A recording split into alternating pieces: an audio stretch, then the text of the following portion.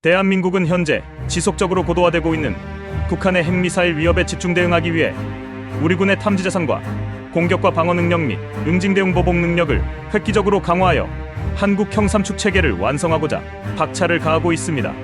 그럼 지금부터 한국형 삼축 체계란 무엇이고 어떻게 계획이 되었으며 어떤 장비들로 구성되어 있는지를 알아보도록 하겠습니다.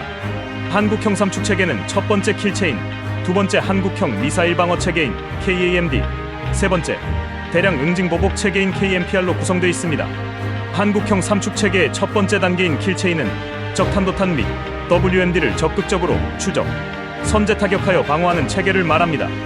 북한군의 비대칭 전력에 대응하기 위해 현재 구축 중에 있는 킬체인은 북한의 전략적 무기 체계, 즉 ICBM과 핵무기 방어에 국한되어 있는 체계로, 만약 북한의 핵무기 사용이 임박하면 대한민국은 즉시 킬체인을 발동시키게 됩니다. 킬체인이 제거하지 못해 발사되는 북한 탄도탄은 KAMD 체계를 통해 요격하게 됩니다. 최초의 킬체인 개념은 1991년 걸프전에서 이라크의 스커드와 이동식 발사대를 제압하기 위해 미공군에서 시한성 긴급 표적 혹은 TCT 목표물들에 대한 표적화 과정 체계를 만든 게 그 시작입니다. 이에 영향을 받은 대한민국도 북한의 대량의 장사정포와 탄도미사일의 전략적 대응을 목표로 한국형 킬체인을 계획하게 됩니다. 하지만 당시 킬체인은 미국이기에 가능했던 체계라는 절대적인 평이 강했고, 그에 비해 턱없이 부족한 정보 전력을 운영하던 대한민국은 대부분의 정찰 정보 자산을 미국에 의존하고 있는 상태였고, 당시 국내 전략 정보 자산은 금강 백두 정찰기뿐이었으며 2000년 초반까지 마땅한 타격 체계도 없던 상황이었습니다. 즉, 킬체인에 필요한 신속한 결정과 빠른 대응을 하기엔 턱없이 부족한 상황이었던 겁니다. 이후 2000년 초에 들어서면서 IMF 타격과 더불어 자연스럽게 군지기권 반환을 받기 위해선 타격 체계를 발전시켜야 하는 상황에 놓이게 되었고, 대한민국은 정찰 정보 자산을 확충하고자 역량을 집중하게 됩니다. 하지만 이명박 정부 때 천안함 피격 사건과 연평도 포격 사건이 발생하면서 기존에 있던 장기적 사업보단 단기적 사업에 예산을 집중하게 됩니다. 결국 킬체인의 핵심 사업인 무인기 사업은 중단되고 정보 체계 확충도 지연되면서 전시작전권 반환 요청은 연기되고 맙니다. 이후 2024년부터 군사용 정찰위성 1호를 본격적으로 전력화하기 시작하였고, 대한민국 국방부는 한국형 킬체인 시스템 확보를 다시 본격화하고 있습니다. 킬체인의 공격 체계는 우리 군이 보유하고 있는 현무 시리즈와 F-35 전투기, 타우러스 미사일, 정조대왕급 이지스 구축함, KDDX 순양함 등 여러가지 최신 무기들이 있지만, 지금까지 수많은 매체에서 많이 소개해드렸기에 오늘은 공격 체계보단 탐지 체계에 대해서 중점적으로 알아보겠습니다. 첫 번째, 425 위성 사업. 425 위성 사업은 군사용 정보정찰 인공위성을 도입하는 사업으로 2023년 12월부터 발사되어 현재 2호기까지 발사되었고, 2025년까지 총 5기가 발사될 예정으로 전력화 이후 우리 군은 주야간 상관없이 전천후로 북한을 감시정찰할 수 있게 됩니다. 두 번째, 통신위성 사업. FX 3차 사업으로 2014년 F-35 도입이 최종 결정되면서 미국의 로키드 마틴과 절충교역으로 군 통신위성 목적의 아나시스 2호를 제작하여 한국군에게 소유권을 이전하기로 하였으나 사업 견적이 나오지 않는다고 판단한 로키드 마틴이 진행을 거부하면서 지연되다가 이후 다시 합의를 맺고 2020년 7월에 배치 완료하였습니다. 세 번째, 초소형 군집정찰위성 사업. 군사용 고체 연료 우드 발사체에 대한 제한이 풀리면서 2021년 공식적으로 사업이 확정되었습니다. 긴급 사태 시 고체 연료 발사체로 한 번에 20개 이상 되는 초소형 정찰위성을 저궤도로 흩뿌려서 단기간 동안 실시간 감시 체계를 구축하기 위한 체계입니다. 목표는 2025년까지 개발 완료였으나 전력화가 앞당겨져 2024년 4월 1호기를 발사하였고, 2026년부터 2년간 총 10여 기를 더 발사하여 한반도 상공을 하루에 3번 이상 관측이 가능하게끔 할 예정입니다. 네 번째, 초저고도 정찰위성 사업.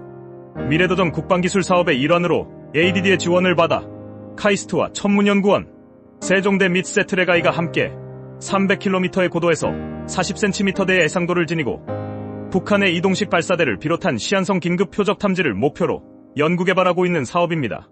2020년대 후반에서 2030년대 초반까지 위성을 띄우는 것을 목표로 하고 있습니다.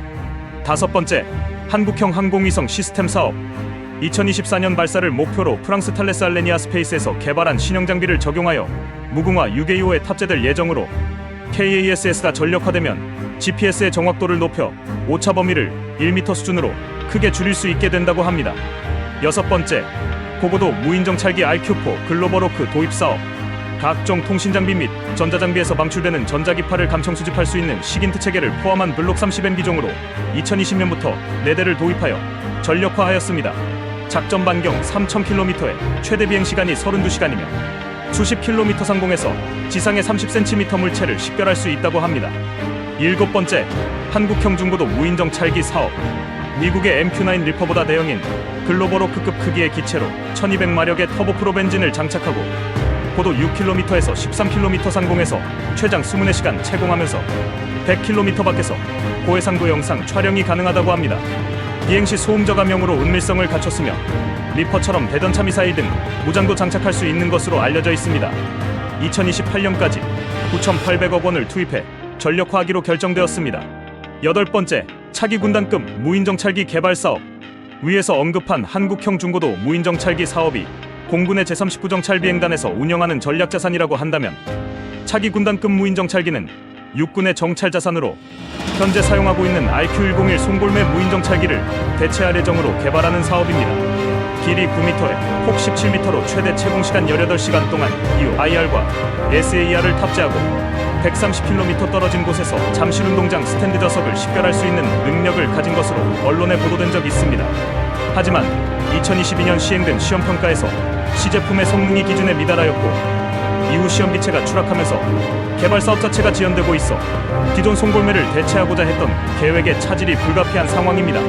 그러나 그 필요성이 워낙 크기 때문에 시급히 문제점을 보완하는 대로 정찰기 형태와 전자전 무인기 형태, 공격형 무인기 형태로 개발될 예정입니다. 9번째, 차기 지상형 조기경보기 도입 사업. 이스라엘 엘타사에서 제작한 능동형 위상배열 탄도탄 감시 레이더 2기를 도입하여 2013년부터 운영 중이고 2020년에 추가로 2기 더 도입하여 총 4기가 운영 중입니다. 2020년에 추가 도입된 블록 C형은 미국 4대의 ANTPY-2 레이더와 동급 성능으로 탐지거리가 800km 이상인 것으로 알려져 있습니다. 10번째, 4단급 무인정찰기 사업. 기존 군단급 정찰 무인기인 RQ-101 송골매 제원보다 상위 체계로 개발되었습니다. KUS-FT로 불리는 이 무인기는 레일에서 자동으로 발사되거나 활주로에서 이륙할 수 있으며 가로 4.5m, 세로 3.7m, 높이 0.9m로 2016년 국내 최초로 가망 인증을 획득하고 2020년 12월 배치 완료되어 현재 대한민국 육군과 해병대에서 운용되고 있습니다. 이륙부터 비행, 착륙까지 전 과정이 자동화되어 있으며 무인항공기 2대가 동시에 운용되면 24시간 연속 정찰 임무를 수행할 수 있다고 알려져 있습니다. 11번째, 백두체계 능력보강 2차 사업. 2011년 도입된 백두금강 정찰기 후속 사업으로 한국항공우주산업 주체로 백두체계 능력보강 2차 사업이란 이름으로 2026년 말까지 신형 백두정찰기 4대를 국내 기술로 개발하여 노후화된 기존 정찰기를 교체하는 사업입니다. 총 8천억 규모로 프랑스 다소사의 펠콘 2000LXS를 기반으로 정보 수집 장비와 송수신 시스템 등 주요 항전 장비를 체계 통합하여 배치하는 사업입니다. 12번째, JFOS-K 성능 개량 사업. JFOS-K는 합동과 연합 탐지 타격 자산을 연동해 적의 핵심 표적을 실시간으로 탐지하고 타격을 위한 최적의 결심을 지원하는 화력 지휘 통제 체계를 말합니다. 2010년부터 4년간 380억을 들여서 정부 차원의 대화력전 및 종심작전 수행을 위한 합동화력 운용 체계를 개발하여 2014년부터 전력화를 완성하였습니다. 이후 JFOS-K를 운용하면서 요구된 기능 보강과 작전 수행 능력 향상을 위해 2020년부터 약 37개월간 성능 개량 사업을 전개하여 2023년 마무리하게 됩니다. 이번 성능 개량으로 기존 지상군 중심의 화력 운용 체계에서 해공군 등 전국급 통합 화력 운용 능력을 강화하게 됐고 향후 전시작전권 전환 때 한국군 주도로 한미 연합작전 수행이 가능하도록 미국의 합동 자동화 종신작전 협조 체계와 연동해 연합봉조작전 능력도 보강하게 됐습니다. 특히 각 군으로 분산된 화력 기능을 단일화된 합동지휘 체계로 통합하고 타격 부대를 포함한 사용자를 기존 체계 대비 2배 이상으로 확대 운용하면서 부대 효율성을 끌어올리게 되었습니다.